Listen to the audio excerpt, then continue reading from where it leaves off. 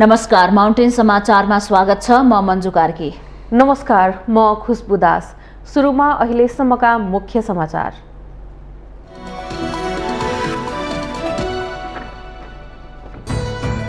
MCC pass गराउन प्रधानमन्त्री शेरबहादुर देउबा अन्तिम कसरतमा।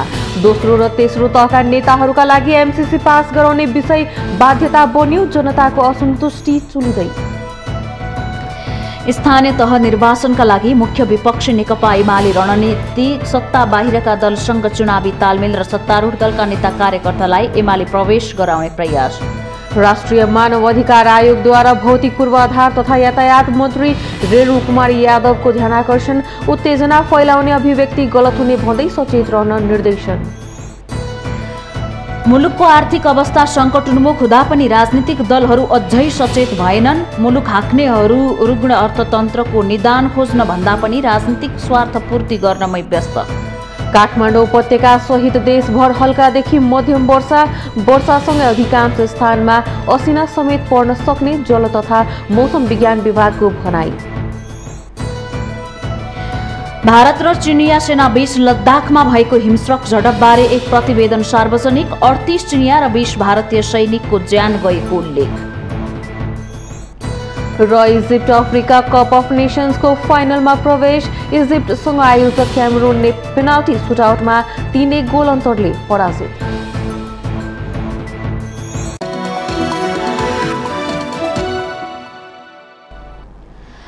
अब समाचार विस्तारमा। अमेरिकी अनुदान सहायता सम्बन्धी सम्झौता एमसीसी अहिले आम चासोको विषय बनेको छ। एमसीसीको पक्ष र विपक्षमा अनेकौं तर्क र विश्लेषण सार्वजनिक हुन थालेपछि यो आम चासोको विषय बनेको हो। एमसीसी संसदबाट पास गर्ने मामिलामा सत्तारूढ गठबन्धनको शीर्ष नेताहरू बीच लगभग सहमति भइसकेको आंकलन हुन थालेको छ। प्रमुख प्रतिपक्ष नेकपा एमालेका नेताहरू पनि एमसीसी पारित गराउने शर्तमा वर्तमान गठबन्धन भत्किन्छ भने त्यो स्वीकार गर्ने मनसा अभिव्यक्ति दिन थालेका छन्।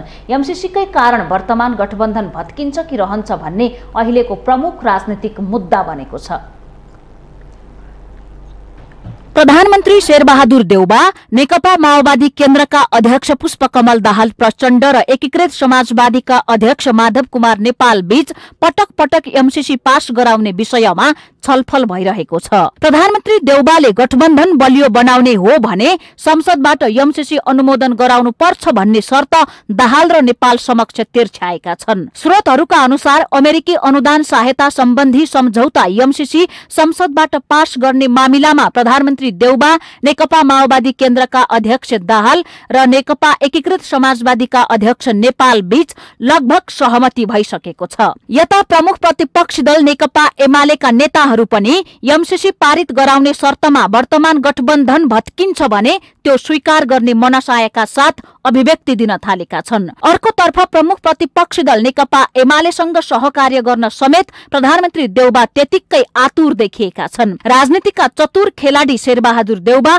आफू प्रधानमन्त्री रहेकै बेला कसरी सम्भव हुन्छ एमसीसी पास गराउने अन्तिम प्रयासमा छन्, किनकि एमसीसी पास गराए आफ्नो जिम्मेवारी पूरा हुने देउबाको ठम्याई छ। एमसीसी चाहिँदैन अर्थात नो एमसीसी भन्दै सडकमा हजारौं जनताले प्रदर्शन जारी राखेका छन्। दर्जन बढी साना राजनीतिक दलहरू एमसीसीको घोर विरोध गरिरहेका छन्। सत्ता गठबन्धनमा रहेका कतिपय नेताहरूका लागि एमसीसी पास गराउने विषय रहर भन्दा पनि बाध्यता बनेको छ। राजनीतिक, आर्थिक र शक्तिको जोड घटाउमा लागेका आफ्नै पार्टीका शीर्ष नेताको विरोध गर्न नसक्नु उनीहरूको बाध्यता हो। त्यसैले एमसीसी अब सशर्त संसदबाट अनुमोदन हुने देखिएको छ। एउटा विषय के प्रश्न हुन बाँकी छ भने एमसीसीकै कारण वर्तमान गठबन्धन भत्किन्छ कि रहन्छ भन्ने, किनकि प्रचण्ड नेपालको साथ पाएर प्रधानमन्त्री बनेका देउबा पछिल्लो समय ओलीसँग नजिकिन खोजिरहेका छन्। केही समय अघि ओलीलाई भेट्न बालकोट पुगेका देउबाले आफ्ना विश्वासिला पात्र तथा सरकारका प्रवक्ता ज्ञानेन्द्र बहादुर कार्कीलाई पटक पटक बालकोट पठाएर ओलीसँग निरन्तर संवादमा छन्। कार्की तिनै पात्र हुन् जसले आफू अर्थमन्त्री हुँदा एमसीसी सम्झौता पत्रमा हस्ताक्षर गरेका थिए। त्यसैले देउबाको दूत बनेर बालकोट धाइरहेका कार्की एमसीसी एमसीसीकै विषयमा छलफल गरेर फर्किन्छन् भन्ने अनुमान लगाउन अप्ठ्यारो छैन। ओली र देउबाको संवाद सुरु भएपछि माओवादी केन्द्रका अध्यक्ष पुष्पकमल दाहाल र नेकपा यशका अध्यक्ष नेपाल बेला बेलामा झस्किने गरेका छन्। एमसीसी पास गराउन सहयोग गरे जनतालाई के जवाफ दिने भन्ने दोधारमा रहेका दाहाल र नेपाल एमाले र कांग्रेस बीच सहकार्य भए गठबन्धन भत्कियो भने आफ्नो हार हुने ठानिरहेका छन्। त्यसैले एमसीसी पास गराउने विषय कांग्रेसका लागि रहर बनेको छ भने दाहाल र नेपालका लागि गलपासो बनेको छ। एमसीसी स्वीकार गरे कति ठूलो आर्थिक सहायता आउँछ भन्ने भन्दा पनि उक्त सम्झौताका कारण नेपालले भविष्यमा कस्तो मूल्य चुकाउनु पर्ने हो भन्ने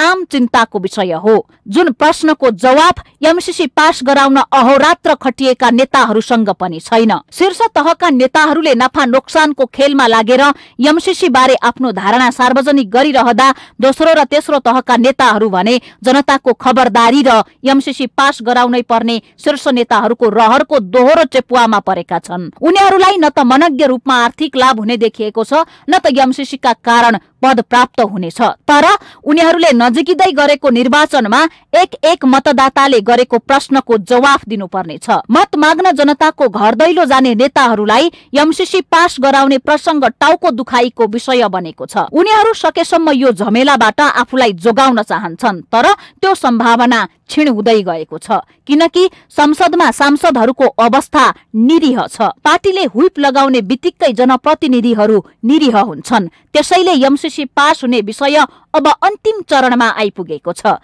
जसले जतिसुकै विरोध गरे पनि विदेशी शक्ति केन्द्रको सामु हाम्रा नेताहरू जनताले देख्ने र महसुस हुने गरी लम्पसार पर्दैछन्।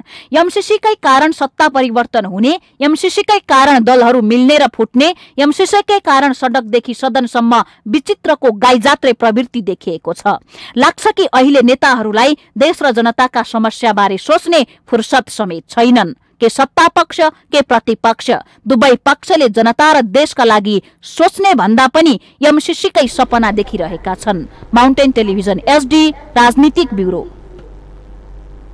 स्थानीय तह निर्वाचन नजिकिँदै गर्दा प्रमुख प्रतिपक्षी दल नेकपा एमाले चुनावी रणनीति तय गर्न थालेको छ। पछिल्लो राष्ट्रिय सभा निर्वाचनमा लोकतान्त्रिक समाजवादी पार्टी लोकसभासँग आंशिक तालमेल गरेको एमाले सत्ता बाहिरको अन्य दलहरूसँग सहकार्य गर्न दाउमा छ। सत्तारूढ गठबन्धनको सामना गर्न एमाले शक्ति आर्जन गरिरहेको देखिन्छ।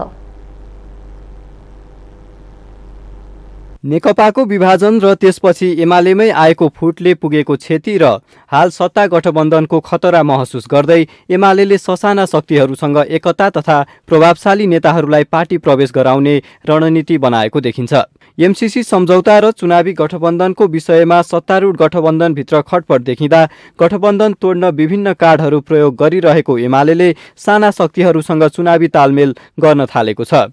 एक्लै चुनाव लडेर गठबन्धनको सामना गर्ने भन्दै एमाले नेताहरूले दाबी गरिरहे पनि सत्तारूढ गठबन्धनलाई एक्लै परास्त गर्ने आँट एमालेलाई छैन। यही परिस्थितिलाई आकलन गर्दै एमाले गत माघ 12 गते भएको राष्ट्रिय सभा निर्वाचनमा महन्त ठाकुर नेतृत्वको लोकसभासँग प्रदेश 2 मा चुनावी तालमेल गरेको थियो। अब एमालेको ध्यान नेकपा माओवादी केन्द्र तथा नेपाली कांग्रेसकै नेता कार्यकर्ताहरूलाई पार्टी प्रवेश गराउनतिर छ। अब हाम्रो जहाँसम्म लोकल इलेक्सन या अन्य राष्ट्रिय इस्युहरूमा कुनै इस्युहरूमा हाम्रो साझा धारणा बन्न सक्यो भने, हामी एक ठाउँमा आउन सक्यौँ भने, या स्थानीय निकायको निर्वाचनको तहमा मूलतः हामी निर्वाचन एक्लै फेस गर्छौँ, तर लोकल स्तरमा त्यहाँको आवश्यकता औचित्यको आधारमा लोकल कमिटीहरूको आफ्नो विश्लेषण निष्कर्षको आधारमा त्यो गठबन्धन पनि नहोला भनेर भन्न सकिँदैन। एमाले विभाजनबाट गुमाएको जनाधार पुनः प्राप्त गर्न खोजिरहेको छ।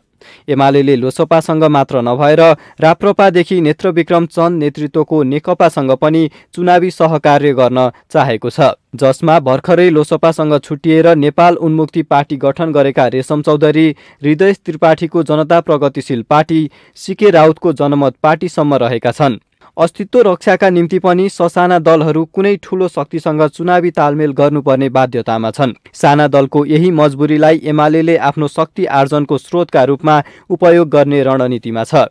राष्ट्रिय सभा निर्वाचनमा लोकसभासँगको चुनावी तालमेल अब हुने तीनै तहको चुनावका लागि तय भएको हुन सक्ने आकलन भइरहँदा लोकसभा नेता लक्ष्मणलाल कणले तत्कालीन आवश्यकता अनुसार गठबन्धन गरिएकाले त्यसको भविष्यका बारेमा अहिले केही भन्न नसकिने बताउनुहुन्छ। अहिले के रहेछ भने यो चुनावी गठबन्धन, चुनावी मेलजोल चुनावको बखत हुन्छ। हामीले अहिले जुन राष्ट्रिय सभाको चुनाव भयो लोकल स्तरमा हामीले यो गठबन्धन गर्यौं। बाँकी अहिले स्थानीय निकायको चुनाव, प्रदेश र सङ्घको सम्बन्धमा हामीले अहिले कुनै कुरा गरिसकेका छैनौँ। चुनावको बेला के हुन्छ अहिले नै भन्न सक्ने अवस्था छैन। गत निर्वाचनमा एमाले र माओवादी केन्द्रबीचको वामपन्थी गठबन्धन भएको थियो। त्यसैगरी संघीय समाजवादी फोरम र राजपा बीच पनि चुनावी गठबन्धन भएको थियो। प्रमुख प्रतिपक्षी नेकपा एमाले शक्ति आर्जन गरिरहेका बेला सरकारको नेतृत्वकर्ता नेपाली कांग्रेसभित्र हालको सत्तारूढ गठबन्धन तोडेर एक्लै अघि बढ्नुपर्ने आवाज उठिरहेको छ। नेपाली कांग्रेसका नेता एनपी साउद एमालेको यो चुनाव लक्षित रणनीतिलाई सामान्य मान्नुहुन्छ। हाम्रो निर्वाचनको पद्धति समानुपातिक प्रतिनिधित्व हुने खालको छ। सबै राजनैतिक दलहरूले केन्द्रमा सरकार बनाउँदाखेरि समानुपातिक आधारमा बन्ने संसदबाट बहुमत ल्याउनका लागि कुनै न कुनै रूपमा सामान्यतया गठबन्धनमा आधारित भएर अगाडि बढ्नुपर्ने हुन्छ। आफ्नो अनुकूलका राजनैतिक दलहरू र सिद्धान्त नीति कार्यक्रमहरूमा चाहिँ न्यूनतम सहमति हुन सक्ने दलहरूका बीचमा गठबन्धनलाई नेपाली कांग्रेस अस्वाभाविक रूपमा हेर्दैन। प्रधानमन्त्री तथा नेपाली कांग्रेस सभापति शेरबहादुर देउवा वर्तमान गठबन्धनलाई चुनावसम्मै कायम राख्नुपर्ने पक्षमा हुनुहुन्छ। एमालेले एकतर्फ यो सत्ता गठबन्धन तोड्ने प्रयास गरिरहेको छ भने अर्कोतर्फ सत्ता बाहिर रहेको शक्तिहरूसँग सहकार्यको हात अगाडि बढाइरहेको छ। एमालेको यस रणनीतिले उसलाई केही शक्ति आर्जन हुने आकलन गरिए पनि त्यसको नतिजा हेर्न भने चुनावी परिणाम नै कुर्नुपर्ने हुन्छ। माउन्टेन टेलिभिजन एसडी का लागि सुजन चालिसेको रिपोर्ट। उत्तेजना फैलाउने अभिव्यक्ति दिएको विषयमा राष्ट्रिय मानवाधिकार आयोगले भौतिक पूर्वाधार तथा यातायात मन्त्री रेणु कुमारी यादवलाई बोलाएर छलफल गरेको छ। छलफलमा आयोगका अध्यक्ष तप बहादुर मगर र सदस्यहरूले मन्त्री जस्तो जिम्मेवार पदमा रहेको व्यक्तिले हिंसालाई बढावा दिने र सामाजिक सद्भावमा खलल पुर्याउने खालको र उत्तेजनापूर्ण अभिव्यक्ति दिनु गलत हुने भन्दै मन्त्री यादवको ध्यानाकर्षण गराएका छन्। आयोगका अध्यक्ष र सदस्यहरूले राजनीतिक प्रतिस्पर्धालाई स्वस्थ र हिंसा रहित बनाउनु पर्ने भन्दै भविष्यमा त्यस प्रकारका अभिव्यक्ति नदोहोर्याउन मन्त्री यादवलाई सचेत गराएका छन्। छलफलमा मन्त्री यादवले आफूले दिएको अभिव्यक्ति अनियन्त्रित र असन्तुलित भएको स्वीकार गर्दै अभिव्यक्ति कसैप्रति लक्षित र पूर्वाग्रही नरहेको जिकिर गरेकी छिन्। उनले हिंसा तथा मुठभेड गर्ने आफ्नो मनसाय नरहेको र यस्ता अभिव्यक्ति भविष्यमा नदोहोर्याउने प्रतिबद्धता जनाएको आयोगले जारी गरेको विज्ञप्तिमा उल्लेख गरिएको छ। आयोगले अभिव्यक्ति स्वतन्त्रता नागरिकताको मौलिक अधिकार भए पनि त्यो अनियन्त्रित र सीमाविहीन हुन नसक्ने आफ्नो अधिकारको प्रयोग गर्दा अरूको मर्यादामा चोट पुग्न सक्नेतर्फ सचेत रहनुपर्ने बताएको छ। जिम्मेवार पदमा रहेका व्यक्तिहरूले अभिव्यक्ति दिँदा मानव अधिकारको मूल्य मान्यतालाई आत्मसात गर्दै सामाजिक सद्भाव, शान्ति, सुरक्षा र अमन चयन खलबलिनेतर्फ विचार गर्नुपर्ने भन्दै सचेत रहन मन्त्री यादवलाई आग्रह गरेको छ।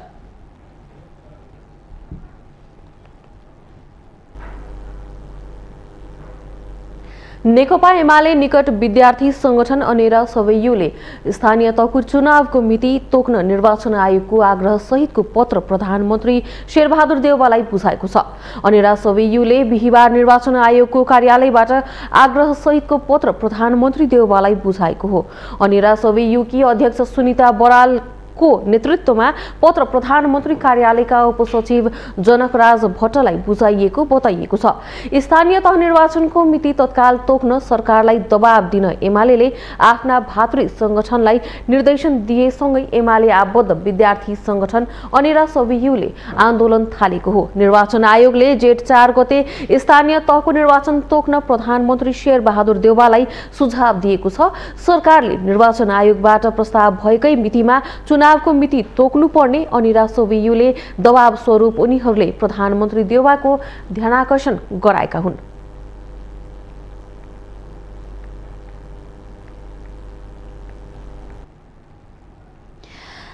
गृह मन्त्रालयले पछिल्लो 6 महिनामा भएका प्रगति विवरण सार्वजनिक गरेको छ।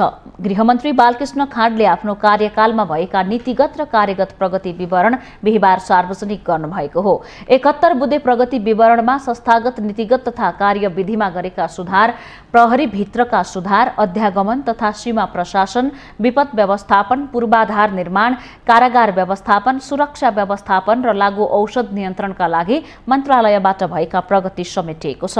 यो अवधिमा गृह मन्त्रालयले नेपाल प्रहरी र प्रदेश प्रहरी कार्यालय सञ्चालन, सुपरिवेक्षण र समन्वय पहिलो संशोधन अध्यादेश जारी भएको छ। यस्तै अन्तर प्रदेश प्रहरी परिचालन निर्देशिकाको मस्यौदा तयार भएको, नेपाल प्रहरी र प्रदेश प्रहरी बीच अपराध नियन्त्रण र अनुसन्धान सहयोग समन्वयको कार्यविधि पनि तयार भएको मन्त्रालयले जनाएको छ। यस्तै गृह मन्त्रालयले निर्वाचन सुरक्षा योजनाको मस्यौदा पनि तयार गरेको छ। राजमार्ग सुरक्षा र अपराध नियन्त्रण तथा अनुसन्धानको कार्ययोजना पनि कार्यान्वयनमा आएको मन्त्रालयले जनाएको छ।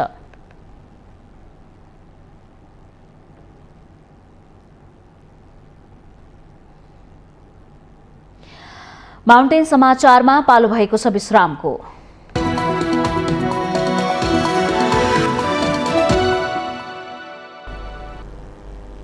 विश्रामपछि स्वागत छ। अब बाँकी समाचार। कोरोना महामारीले निरन्तर पुर्याएको असर र मुलुकको राजनीतिक अस्थिरताले पछिल्लो समय मुलुकको अर्थतन्त्र गम्भीर सङ्कटतिर उन्मुख भएको छ। अर्थतन्त्र सङ्कट उन्मुख छ भन्ने कुरा राष्ट्र बैंकले सार्वजनिक गरेका पछिल्ला वित्तीय तथ्याङ्कहरूले पनि पुष्टि गरेका छन्। कोरोना महामारीका कारण अर्थतन्त्र विस्तार हुन नसकिरहेको बेला बढेको महँगीले आर्थिक मन्दीको सङ्केत गरेको छ। अधिकांश आर्थिक परिसूचक नकारात्मक दिशामा रहेको बेला विकास बजेटको न्यून खर्च, चुलिदो आयात, अत्यास लाग्दो व्यापार घाटा, न्यून विदेशी मुद्राको सञ्चिति, बैंक तथा वित्तीय संस्थाहरूले भोगिरहेको तरलता अभाव जस्ता सूचकहरूले मुलुक गम्भीर आर्थिक मन्दीको चपेटामा पर्ने भन्दै चिन्ता व्यक्त हुन थालेका छन्। सरकारले 7% को आर्थिक वृद्धि दरको लक्ष्य राखे तापनि पुँजीगत खर्चको तथ्याङ्क निराशजनक छ। चालु आर्थिक वर्षको अर्धवार्षिक समीक्षाले विकास बजेटको खर्च र राजस्व असुली लक्ष्यमा कुनै प्रगति नभएको देखाएको छ। सरकारले जतिसुकै ढाकछोप गर्ने प्रयास गरे तापनि विश्व बैंकले नेपालको चालु आर्थिक वर्षको आर्थिक वृद्धि दर 3.9% मा सीमित हुने आकलन गरिसकेको छ। नेपाल जस्तो विकसशील अर्थतन्त्रको लागि यति सानो अङ्कको आर्थिक वृद्धि दर निराशजनक भएको जानकारहरू बताउँछन्। उत्पादन भएको वस्तु बजारमा जान सकेको छैन। पर्यटन क्षेत्र चाहिँ एकदम तहस नहस भएको छ। वैदेशिक पर्यटकहरू कम आउन थालेका छन् र मान्छेको हातमा पैसा नभएर खपत पनि कम हुन थालेको छ। यावत कारण जस्तै यातायात सेवाहरूमा पनि समस्या आएको छ, लगायत सबैमा असर परेको छ। तर यी असरहरूलाई अब बिस्तारै कम गर्दै जाने र हाम्रो आर्थिक गतिविधि बिस्तारै सञ्चालन गर्दै जानुपर्ने हुन्छ। त्यसैले दीर्घकालीन रूपमा अब यो अहिलेको असर केही हदसम्म रहन्छ। 4 महिनामा 6.5 खर्बको आयात हुँदा निर्यात मात्र 82 अर्बको भएको देखिन्छ। आयात भन्दा निर्यात परिणाम भारी मात्रामा बढ्नाले व्यापार घाटा त बढेको छ नै, अर्थतन्त्रका धेरै परिसूचक नकारात्मक भएपछि अर्थविदहरूले यसलाई गम्भीर दुर्घटनाको सङ्केत भनेका छन्। राष्ट्र बैंकले आयातमा कडाई गरे तापनि यो परिणाममुखी हुन सकेको छैन। आयातमुखी अर्थतन्त्र भएको मुलुक नेपालमा सियोदेखि सिसा कलम समेत विदेशबाटै आउँछ। वैदेशिक रोजगार होस् या अध्ययन, विदेश जाने युवाहरूको लड्को र कृषिमा अरुचिका कारण पनि अर्थतन्त्रका चलहरू असन्तुलित हुन पुगेका छन्। तर सरकार भने रुग्ण अर्थतन्त्रको गम्भीर निदान खोज्नेतर्फ भन्दा पनि सत्ता कसरी जोगाउने भन्नेतिर मात्र केन्द्रित भएको देखिन्छ। सरकारलाई खबरदारी गर्नुपर्ने भूमिकामा रहेको प्रमुख प्रतिपक्षी दल एमाले पनि अर्थतन्त्रको संकुचन र त्यसले पार्ने दूरगामी असरबारे बेखबर जस्तै बनेर सरकारलाई दोष देखाएर पानी माथिको ओभानो बन्न खोजेको देखिन्छ। प्रतिपक्षको तर्फबाट भन्नुहुन्छ भनेदेखि हेर्नुहोस्, अब कोरोना महामारी बढिरहेछ, अहिले पनि बुस्टर डोज लगाउनु पर्नेछ, स्कुलहरू सञ्चालन गर्नुपर्नेछ, सार्वजनिक सङ्घ संस्थाहरू सबै चलाउनु पर्नेछ, देश चलाउनु पर्नेछ। उहाँहरू के गर्दैनुहुन्छ? 24 लाख खोपहरूको कहाँ गए तिनी? अर्थतन्त्र डामर उहाँहरूले चलाउनै सक्नुहुन्न नि, उहाँहरू त असफल भइसक्नु भयो। उहाँहरूबाट तपाईँहरूले अपेक्षा गर्नुहुन्छ? यो प्रश्न मलाई भन्दा तपाईँहरूले सत्तापक्षलाई सोध्नुहोस् र हाम्रो तर्फबाट भन्नुहुन्छ भने उहाँहरू त योग्य नै होइन नि। गत आर्थिक वर्षमा 15 खर्ब 39 अर्ब रुपियाँको आयात भएको देखिन्छ। चालु वर्ष आयात उच्च रूपमा बढिरहेको छ भने रेमिट्यान्सको प्रवाह दर घटिरहेको छ। रेमिट्यान्स घट्नुमा विदेशमा काम गर्ने नेपालीले भर्चुअल मुद्रा तथा परामिड शैलीका अनलाइन नेटवर्किङमा पैसा लगाउनाले हो भन्ने तथ्यले अर्को चिन्ता थपेको छ। नेपालले विदेशी मुद्रा आर्जन गर्ने प्रमुख स्रोत रेमिट्यान्स र पर्यटन हो। पर्यटन क्षेत्र कोरोनाले थिलो बनाएको छ। अर्थतन्त्रको यस्तो भयावह अवस्थालाई समयमै सम्बोधन नगरिए चाँडै नेपाली अर्थतन्त्र धराशय हुनेतर्फ सचेत रहँदै समयमै उचित कदम चाल्नु जरुरी भइसकेको छ। माउन्टेन टेलिभिजन HD का लागि बटुक राजगिरीको रिपोर्ट। अमेरिकाले नेपाललाई दिने भनिएको मिलेनियम च्यालेन्ज कर्पोरेसन एमसीसी सहयोगको चर्चा यति बेला सर्वत्र छ। एमसीसीमा उल्लेखित अमेरिकी शर्तका बारेमा चलेका हल्लाहरूका कारण यति बेला नेपाली राजनीति तरङ्गित नै बनेको छ भने जनस्तरमा समेत यसको पक्ष विपक्षमा मत विभाजन भएको छ। यति बेला मुलुकमा अमेरिकी सहयोग परियोजना एमसीसी पास गर्ने कि नगर्ने भन्ने विषय विवादमा छ। प्रधानमन्त्री शेरबहादुर देउवा हर हालतमा एमसीसी पारित गर्नुपर्छ भन्ने मनस्थितिमा देखिनुहुन्छ। सत्ता साझेदार माओवादी केन्द्रका अध्यक्ष पुष्पकमल दाहाल र नेकपा एकीकृत समाजवादीका अध्यक्ष माधव कुमार नेपाल भने संशोधन बिना पारित गर्न नसकिने अडानमा हुनुहुन्छ। मुख्य विपक्षी दल एमालेमा भीम रावल लगायतका नेताहरूले एमसीसीको विरोध गरिरहँदा अध्यक्ष केपी शर्मा ओली भने मौन देखिन्छन्। तर दलका भातृ संगठनका कार्यकर्ताहरू भने दिनहुँ जसो सड़क प्रदर्शन गरिरहेका छन्। नेपाल जस्ता देशको लागि एमसीसी एउटा पोइजन हो, किनकि यसको डेटै रहेनछ। पटक पटक नेपाललाई फलानु मितिमा चाहिँ एमसीसी पास गर्नु भनेको छ, समय सक्यो भन्छ फेरि समय थप्छ। भनेपछि अनुदान जस्तो कुरा त जबरजस्ती हुँदैन नि हो। यसको विषयमा संसदमा पहिला पनि बहस हुन खोजेको थियो। एमसीसी प्रोजेक्ट भनेको नेपाली जनताको हितमा छैन, नेपालको राष्ट्रको हितमा छैन। त्यसकारण चाहिँ हाम्रो कुरा के हो भने यो सांकेतिक आन्दोलनले एमसीसी खारेज हुन्छ वा हुँदैन भन्नेसँगको सरकार भन्दा पनि मूलतः यो एमसीसी देशको हितमा छैन, जनताको हितमा छैन, राष्ट्रको हितमा छैन भन्ने कुरा सन्देश दिने कुरा र मूलतः यो देशमा जति पनि सम्झौताहरू हुन्छन् ती सम्झौताहरू अन्ततगत गएर जनताको सङ्घर्षका कारणले, सचेत युवा विद्यार्थीहरूको आन्दोलनको विद्रोहका कारणले फेरि पनि के हुन्छ भन्दाखेरि त्यस्ता खालका सम्झौताहरू निस्तेज गर्न सकिन्छ, खारेज गर्न सकिन्छ। सरकारले एमसीसी सम्झौता संसदबाट पास गरेमा देशव्यापी रूपमा आन्दोलन चर्काउने अखिल क्रान्तिकारी बानेश्वर क्याम्पस समितिले चुनौती दिएको छ। सत्ता गठबन्धन जनहितमुखी भन्दा पनि विदेशी स्वार्थको भर्याङ बन्न लागेको आरोप लगाउँदै कुनै पनि हालतमा एमसीसी पारित गर्न नहुने उनीहरूको तर्क छ। यद्यपि केही नागरिकहरूले भने एमसीसी सम्झौता पत्रमा उल्लेखित केही बुँदाहरूको अध्ययन गरी राष्ट्रको हित र विकासमा सहयोग पुग्छ भने एमसीसी स्वीकार गर्नुपर्ने धारणा राख्छन्। तपाईँ अहिले यी राजनीति पार्टी राजनीतिका दल जुन नेताहरू छन् उहाँहरूको बिचमा मात्रै कुरो भइरहेछ। यहाँको नेताले सर्वसाधारणलाई तल्लो स्तरदेखि एमसीसी भनेको यो हो भनेर पहिला बुझाउनु पर्छ हैन। उहाँहरू त के छ भने आफ्नो स्वार्थको लागि गठबन्धन सरकार होस् या प्रतिपक्षमा बसेको होस् हैन, उहाँहरू चाहिँ आफ्नो स्वार्थको लागि जस्तो लाग्छ।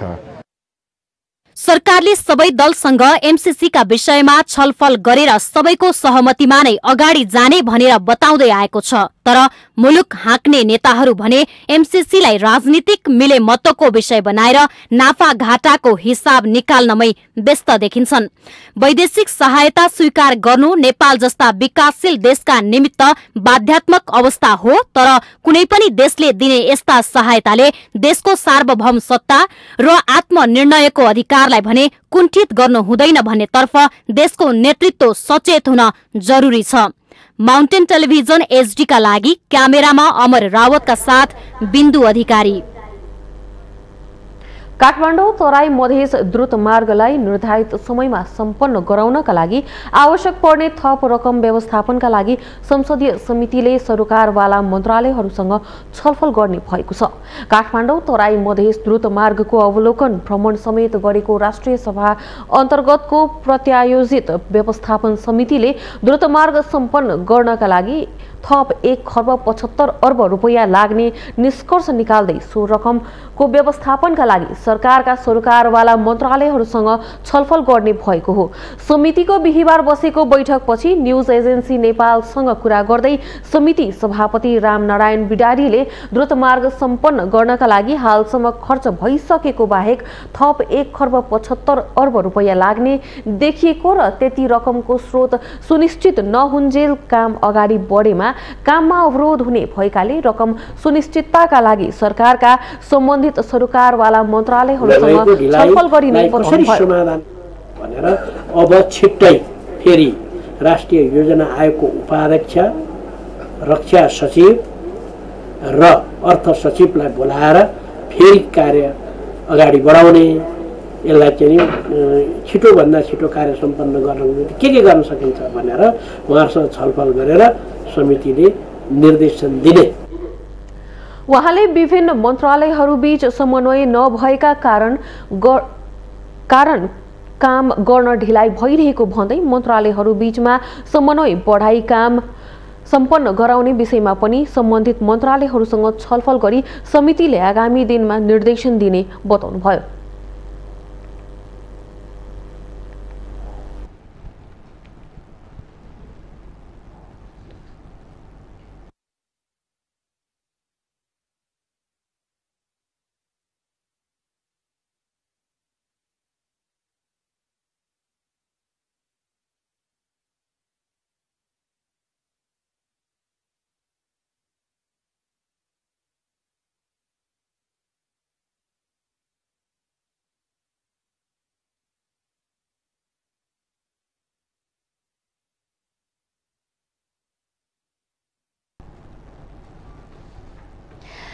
संस्कृति पर्यटन तथा नागरिक उड्डयन मन्त्री प्रेम बहादुर आलेले नारायणहिटी दरबार संग्रहालयका जीर्ण भएका संरचना मर्मत सम्भार गर्न निर्देशन दिनुभएको छ। मन्त्री आलेले बिहिबार नारायणहिटी दरबार संग्रहालयमा स्थलगत अवलोकन गर्दै संग्रहालय परिसरमा जीर्ण अवस्थामा रहेका संरचनाहरूको मर्मत सम्भार गर्न निर्देशन दिनुभएको हो। संग्रहालय अवलोकनपछि कुरा गर्दै मन्त्री आलेले संग्रहालय भित्रका विभिन्न ठाउँमा बत्तीहरू जीर्ण देखिएकोले तुरुन्त मर्मत गर्न निर्देशन दिएको बताउनुभयो। त्यसैगरी गेटको बाहिर छाना चुहिने भएकोले त्यसको पनि मर्मत गर्न भनिएको छ। त्यस्तै संग्रहालयमा रहेका पुराना गाडीहरूलाई मर्मतका साथसाथै रङरोगन गरेर राख्न पनि निर्देशन दिएको उहाँले बताउनुभयो। उहाँले नारायणहिटी दरबार संग्रहालयमा अधुरा रहेका कामहरू सम्पन्न गर्न छिट्टै डीपीआर बनाउन पनि निर्देशन दिनुभएको छ। ठाउँमा त्यो बत्तीहरू पनि जीर्ण भएको अवस्था छ, नबन्ने स्थिति भएको हुनाले यसलाई चाहिँ बत्ती तुरुन्त चाहिँ यसलाई सुचारू गर्ने र रङरोगनका कुराहरू छन्। अनि बाहिर गेटको बाहिर हेर्दाखेरि त्यहाँ चाहिँ जम्मै त्यो छाना चुने रहेछ, पानीभित्र पस्ने, त्यसलाई पनि तुरुन्त मर्मत गर्ने र यहाँ भएका चाहिँ विगतमा पुराना गाडीहरूलाई चाहिँ मर्मत गरेर रङरोगन गरेर म्युजियममा त्यसलाई सञ्चालन म्युजियममा त्यसलाई राख्ने, यी विभिन्न कामहरू चाहिँ यो डीपीआर गर्नेदेखि लिएर थुप्रै कामहरू यहाँ देखियो। अब हामी करिब बजेटको नजिक छौँ। जेठ 15 गते नयाँ बजेटमा यी सबै भएका चाहिने अधुरा कामहरूलाई सम्पन्न गर्नको लागि एउटा डीपीआर छिट्टै बनाउने भनेर मैले उहाँहरूलाई निर्देशन पनि दिएको छ। नागरिक उड्डयन मन्त्रालयले संग्रहालय परिसरभित्र क्याप्टोरिया सञ्चालन गर्न भने 14 रोपनी जग्गामा बनाएको भौतिक संरचना भत्काइएको बताउँदै मन्त्री अर्यालले संग्रहालय परिसरलाई व्यवस्थित गर्न विगतमा चाहिँ बजेट व्यवस्थापन गरिने पनि उल्लेख गर्नुभयो। क्याप्टोरिया सञ्चालन गर्ने भन्ने नाममा जुन 14 रोपनी अधिकरण भएको छ, अब त्यो जग्गाहरू पनि जम्मै त्यहाँ बनेका संरचनाहरू जम्मै भत्काएको अवस्था देखिएको छ र त्यहाँ चाहिँ जुन अवस्थामा थियो पहिला थियो जस्तो हरियाली ग्रिनरी अनि गार्डनहरू, त्यसलाई फेरि त्यही पुरानै शैलीमा त्यसलाई ल्याउने र अनि यो नारायणहिटीमा आउँदाखेरि प्रवेशद्वारमै चाहिँ एउटा फोरा निर्माण गर्ने भनेर त्यो पनि कुरा भएको छ। बतास समूहलाई नारायणहिटी दरबार संग्रहालयबाट हटाउन र आवश्यक अनुसन्धान गर्न सम्बन्धित निकायलाई पत्राचार भइसकेको पनि उहाँले बताउनुभयो।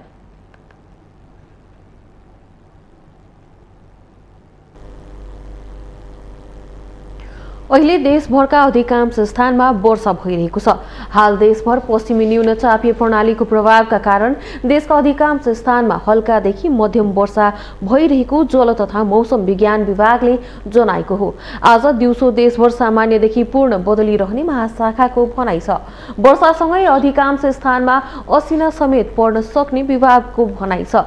गण्डकी तथा लुम्बिनी प्रदेशको 1 वा 2 स्थानमा भारी वर्षाको सम्भावना पनि रहेको छ भने देशका उच्च पहाडी तथा हिमाली भूभागका धेरै स्थानहरूमा हल्कादेखि मध्यम हिमपातको सम्भावना समेत रहेको महाशाखाको भनाइ छ। त्यस्तै आज राति देशभर सामान्यदेखि पूर्ण बदली रहने महाशाखाको भनाइ छ। प्रदेश 1 मधेस, बागमती र गण्डकी प्रदेशका केही स्थानहरूमा मेघ गर्जन सहित हल्कादेखि मध्यम वर्षा तथा असिना पर्न सक्ने सम्भावना रहेको छ। साथै सुदूरपश्चिम कर्णाली र लुम्बिनी प्रदेशका थोरै स्थानमा हल्का वर्षाको सम्भावना रहेको देखिन्छ। देशका उच्च पहाडी तथा हिमाली भूभागका केही स्थानहरूमा हल्कादेखि मध्यम हिमपातको सम्भावना रहेको महाशाखाको भनाइ छ। पश्चिमी न्यूनचापीय प्रणालीको प्रभावले अझै केही दिन मौसम सुधार नहुने महाशाखाले जनाएको छ।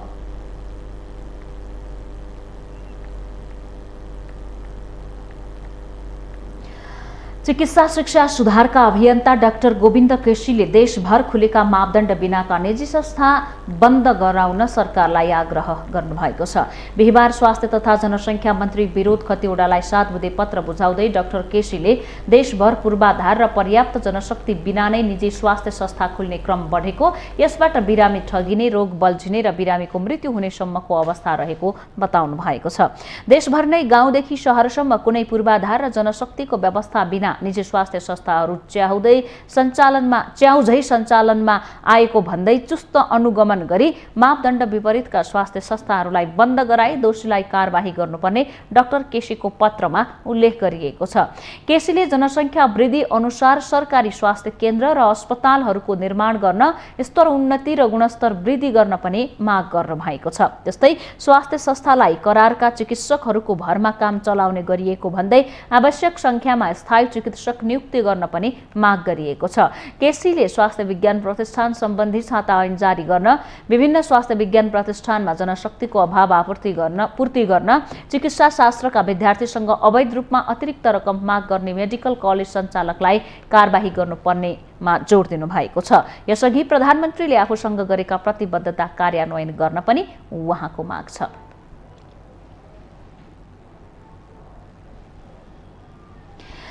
माउन्टेन समाचारमा पुनः पालो भएको छ विश्रामको।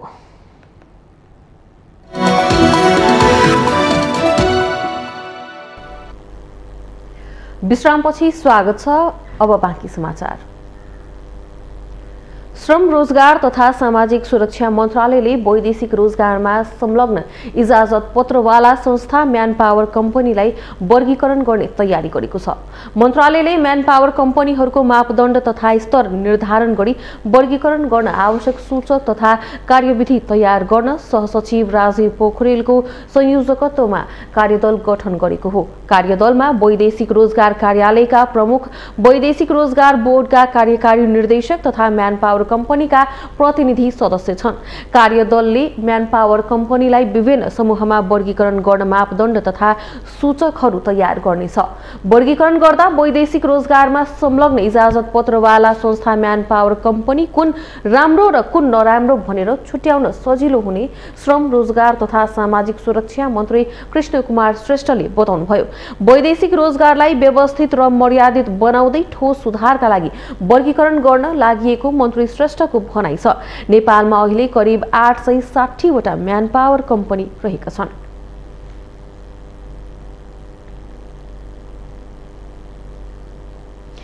नेपाल राष्ट्र बैंकले वाणिज्य बैंकहरूसँग 7 लाख वा सोभन्दा बढी नगदमा भएका कारोबारहरूको पूर्ण विवरण मागेको छ। राष्ट्र बैंक सुपरिवेक्षण विभागले बैंकहरूलाई पत्र काटेर उक्त निर्देशन दिएको हो। अब बैंकहरूले गत साउनदेखि पुससम्म भएका 7 लाख रुपैयाँ भन्दा बढीको नगद कारोबार गर्ने नाम, खाता नम्बर सहित रकम कहिले र किन निकालेको हो लगायतका सबै विवरण राष्ट्र बैंकमा बुझाउनु पर्नेछ। माघ 24 गतेसम्म उक्त विवरण पठाइसक्न राष्ट्र बैंकले बैंकहरूलाई भनेको छ। हाल 10 लाख रुपैयाँ भन्दा बढीको नगद कारोबार गर्न पाइँदैन। यसबाहेक शंकास्पद कारोबारका सम्बन्धमा अनिवार्य रूपमा वित्तीय जानकारी इकाइमा बैंक तथा वित्तीय संस्थाले जानकारी दिनुपर्ने प्रावधान छ। तर अहिले 7 लाख रुपैयाँ भन्दा माथिका सबै नगद कारोबारको विवरण राष्ट्र बैंकले बैंकहरूसँग मागेको छ। सुपरिवेक्षण विभाग अन्तर्गतको सम्पत्ति शुद्धिकरण अनुगमन इकाइले सम्पत्ति शुद्धिकरण तथा आतंकवादी क्रियाकलापमा वित्तीय लगानी निवारणको अवस्थाबारे गैर स्थलगत सुपरिवेक्षणको क्रममा यस्तो विवरण माग गरेको राष्ट्र बैंकको पत्रमा उल्लेख गरिएको छ। खासगरी पछिल्लो समय क्रिप्टोकरेन्सी लगायत गैर कानूनी डिजिटल कारोबारमा बैंकहरूले निक्षेप उपयोग भएको आशंकामा राष्ट्र बैंकले नगद कारोबारको विवरण मागेको स्रोतले बताएको छ।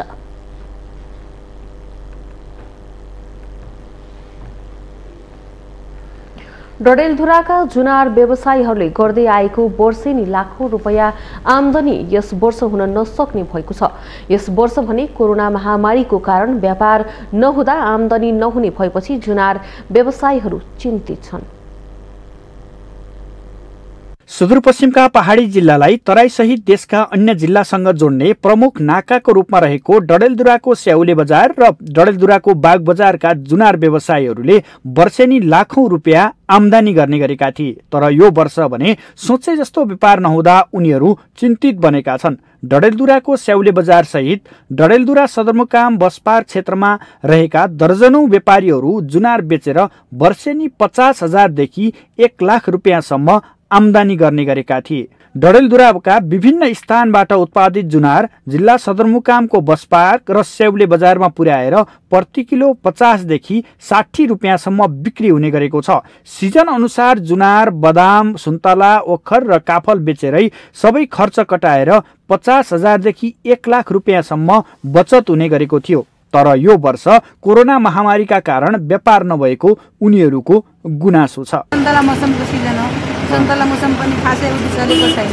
व्यापारमा धेरै कमी भइरहेछ। त्यस सिजन अनुसार हामी 50 किलो 100 किलो पनि बेच्थे, अहिले 10-20 किलो पनि बिक्री भएको छैन। लकडाउन पनि भयो, कोरोना वर्ष आएको हुनाले फलफुल यो त पछिको कुरा हो। पहिले खाद्यमा मान्छेले गरिबीको कारणले खाद्यमा खानलाई पाउँदैनन् भने यो त फलफुल त धेरै न्यून भइसक्यो। हामी मौसमी सुन्तला, स्याउ, अनार सब गर्छौँ। तर अहिले पहिलोभन्दा अहिले व्यापार त्यति राम्रो पनि छैन। व्यापार व्यापार धेरै भएको लस भएको छ। फलफुल पहिलोमा फाइदा अलिक बढी आउँथ्यो भने अहिले फाइदा पनि त्यति छैन। खालि आफ्नो पेट पाल्नलाई मात्रै भएको छ फलफुलको। यो सिजनमा डडेलधुरामा जुनारको व्यापारलाई मुख्य व्यापारका रूपमा लिने गरिन्छ। डडेलधुराको स्याउले बजार तथा बाग बजारमा पसलै पिच्छे बिक्रीका लागि जुनार राखिएका छन्। यो बाटो ओहोर दोहोर गर्ने यात्रुहरू यहाँको जुनार तराईका जिल्ला कञ्चनपुर, कैलाली सहित राजधानीसम्म कोसेलीको रूपमा लैजाने गर्दछन्। मित्र हो, यहाँ आफ्नो घर हो, चाहे कहीँ हो, बजार हो, कुनै चिज लगेर गयो भने शुभ मानिन्छ। खाली हात जाँदाखेरि के हुन्छ भने अशुभ देखिन्छ, अशुभ मानिन्छ। जुनार मात्रै नभई यहाँका व्यापारीहरू मौसम अनुसारको फलफुल बेचेरै राम्रो आमदानी गरी जीविकोपार्जन गर्दै आइरहेका छन्। माउन्टेन टेलिभिजन एचडी का लागि डडेलधुरा सहकर्मी विमल जैरुको रिपोर्ट। पशुपति क्षेत्र विकास कोषले अव्यवस्थित तथा अवैधानिक घर टहरा हटाउने भनेको छ। कोष परिसरमा रहेका अव्यवस्थित फलफूल, उपहार पसल तथा टहरा हटाइने भएको हो। बिहिबार एक सूचना प्रकाशित गर्दै कोषले विश्व सम्पदा सूचीमा सूचीकृत पशुपति क्षेत्रलाई स्वच्छ र सुन्दर राख्ने उद्देश्यले अव्यवस्थित टहरा हटाउन लागेको स्पष्ट पारेको छ। यसका लागि कोषले 15 दिनको समय दिएको छ। पशुपति क्षेत्रका मूल सडक, सहायक सडकका पेटी, डबलीहरू र खुला चौर, कैलाश डाँडा तथा मृगस्थली, गोरखनाथ क्षेत्र, वन गणेश, पञ्चदेव वृद्धाश्रम, भुकुण्डोल क्षेत्रमा कोषको अनुमति नलिई बनाएका अव्यवस्थित छाप्रा तथा टहराहरू भत्काउन सूचनामा भनिएको छ। पशुपति क्षेत्रभित्रको खुला चौर, कैलाश डाँडा, मृगस्थली, गोरखनाथ क्षेत्र, वन गणेश, पञ्चदेव वृद्धाश्रम, भुकुण्डोल क्षेत्र लगायतमा अव्यवस्थित तौरले छाप्रा बनाएर वर्षौंदेखि व्यक्तिहरूले व्यवसाय तथा बसोबास गर्दै आइरहेका छन्।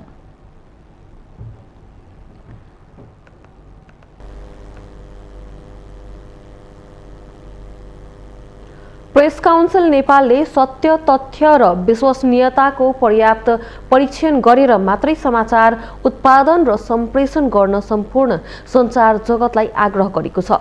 केही सञ्चार माध्यमहरूले कोरोनासँग जोडिएको भ्रमपूर्ण समाचार प्रकाशन गरेको लेख गर्दै प्रेस काउन्सिल नेपालले सत्य तथ्य र विश्वसनीयताको परीक्षण गरेर मात्रै समाचार प्रकाशन गर्न सञ्चार गृहहरूको ध्यानाकर्षण गराएको हो। प्रेस काउन्सिल नेपालका अध्यक्ष बालकृष्ण बस्नेतले सञ्चार संस्थाहरूले समाचार अनुवाद गरेर सम्प्रेषण गर्दा त्यसको तात्पर्य मिलेको छ वा छैन भन्ने कुराको प्रमाणका आधारमा मात्रै सम्प्रेषण गर्नुपर्ने बताउनुभयो।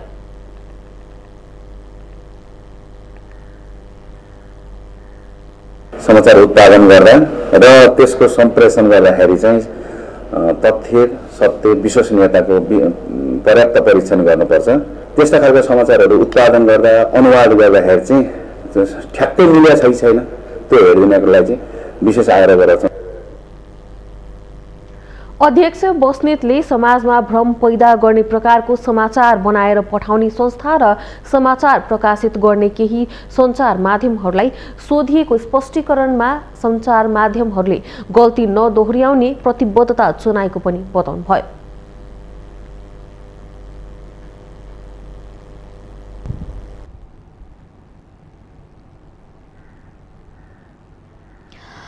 सरकारको गलत नीतिका कारण नेपालको सौन्दर्य व्यवसाय नै बन्द हुने अवस्थामा पुगेको आरोप सौन्दर्य व्यवसायीहरूले लगाएका छन्। विदेशी वस्तुको आयात बढेकोले तरलता अभाव भएको भन्दै सरकारले सौन्दर्य व्यवसायमा प्रयोग हुने वस्तुलाई विलासिताका सामग्रीमा राख्दै आयातमा रोक लगाएपछि सौन्दर्य व्यवसायीहरूले यस्तो आरोप लगाएका हुन्। सरकारले समन्वय बिनै आयात रोकेको आरोप पनि उनीहरूले लगाएका छन्। सौन्दर्य कला व्यवसायी संघीय अध्यक्ष कमला श्रेष्ठले कोरोना महामारीको 3 वर्षदेखि थला परेको नेपालको सौन्दर्य उद्योग सरकारको यो निर्णयपछि शटर बन्द गरेर बन्द गर्न अवस्था पुगेको गुनासो गर्नुभयो।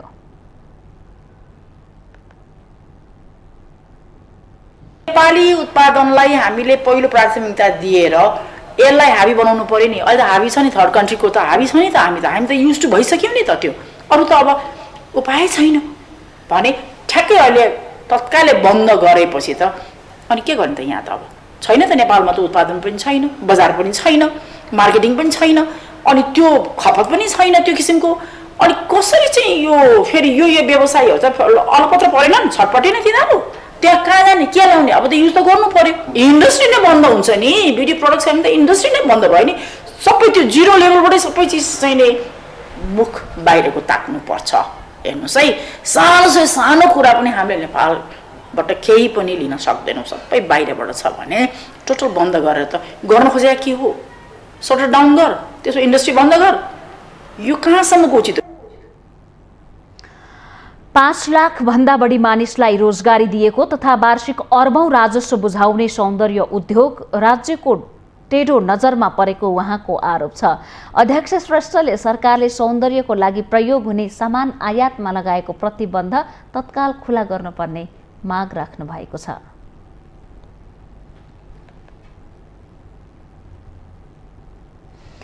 हामीसँग आर्थिक, अन्तर्राष्ट्रिय र खेल समाचार बाँकी नै छन्। माउन्टेन समाचारमा पालो भएको छ विश्रामको।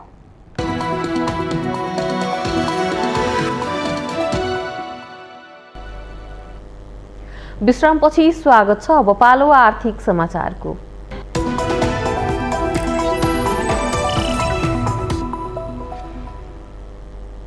साताको अन्तिम कारोबार दिन शेयर बजार परिसूचक नेप्से दोहोरो अङ्कले घटेको छ। बिहिबार नेप्से सूचक 14.58 अङ्कले घटेर 2876.75 बिन्दुमा झरेको हो। सूचक घटे पनि अघिल्लो कारोबार दिन भन्दा कारोबार रकम भने बढेको छ। मंगलबार 6.5 अर्ब रुपैयाँ हाराहारीमा शेयर कारोबार भएकोमा बिहिबार 8.5 अर्ब बढेको कारोबार भएको छ। बिहिबार 8 अर्ब 61 करोड 21 लाख 74,100 162 रुपैयाँ बराबरको 1,57,80,713 किता सेयर कारोबार भएको छ। बिहिबार पनि वेन लघुवित्तको मूल्य सबैभन्दा धेरै 10% बढेको छ भने बुद्ध भूमि हाइड्रो पावरको 9.73%, साहस ऊर्जाको 6.06%, अरुण भ्याली हाइड्रो पावरको 5.33% र मैलुङ खोला जलविद्युतको 4.25% बढेको छ। यता आरएमडीसी लघुवित्तको शेयर मूल्य सबैभन्दा धेरै 3.49% घटेको छ भने पोखरा फाइनेन्सको 3.07%, गोर्खाज फाइनेन्सको 2.99%, लुम्बिनी जनरल इन्स्योरेन्सको 2.75% र समिट माइक्रो फाइनेन्सको 2.74% घटेको छ। अरुण भ्याली हाइड्रो पावरको सबैभन्दा धेरै 82 करोड 70 लाख रुपैयाँ बराबरको शेयर कारोबार भएको छ भने अपी पावरको 52 करोड 50 लाख बराबरको शेयर किनबेच भएको छ। शेयर बजारका 13 उपसमूह मध्ये 11 उपसमूहको सूचक नकारात्मक छ भने हाइड्रो पावर र निर्जीवन बीमा उपसमूहको सूचक भने सकारात्मक छ।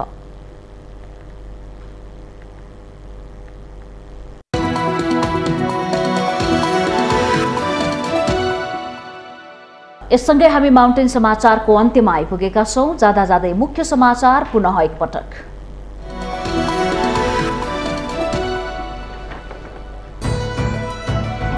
एमसीसी पास गराउन प्रधानमन्त्री शेरबहादुर देउबा अन्तिम कसरतमा दोस्रो र तेस्रो तहका नेताहरूका लागि एमसीसी पास गराउने विषय बाध्यता बन्दा जनताको असन्तुष्टि चुलिँदै।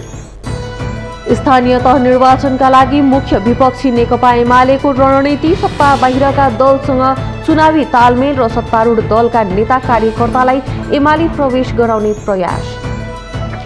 राष्ट्रिय मानव अधिकार आयोगद्वारा भौतिक पूर्वाधार तथा यातायात मन्त्री रेणुकुमारी यादवको ध्यानाकर्षण, उत्तेजना फैलाउने अभिव्यक्ति गलत हुने भन्दै सचेत रहन निर्देशन। मुलुकको आर्थिक अवस्था सङ्कटोन्मुख हुँदा पनि राजनीतिक दलहरू अझै सचेत भएनन्। मुलुकको हाक्नेहरू रुगण अर्थतन्त्रको निदान खोज्न भन्दा पनि राजनीतिक स्वार्थपूर्ति गर्नेमै व्यस्त।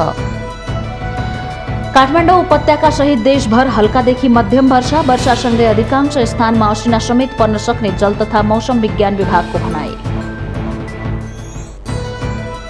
भारत र चिनिया सेनाबीच लद्दाखमा भएको हिंसक झडपबारे एक प्रतिवेदन सार्वजनिक, 38 चिनिया र 20 भारतीय सैनिकको ज्यान गएको उल्लेख।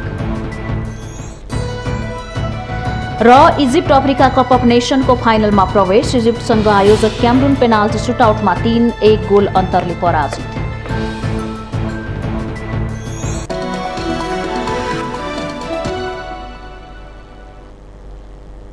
माउन्टेन समाचार अहिलेलाई सकियो। सत्य, तथ्य र निष्पक्ष समाचारका लागि हेर्दै रहनुहोला माउन्टेन टेलिभिजन HD। नमस्कार।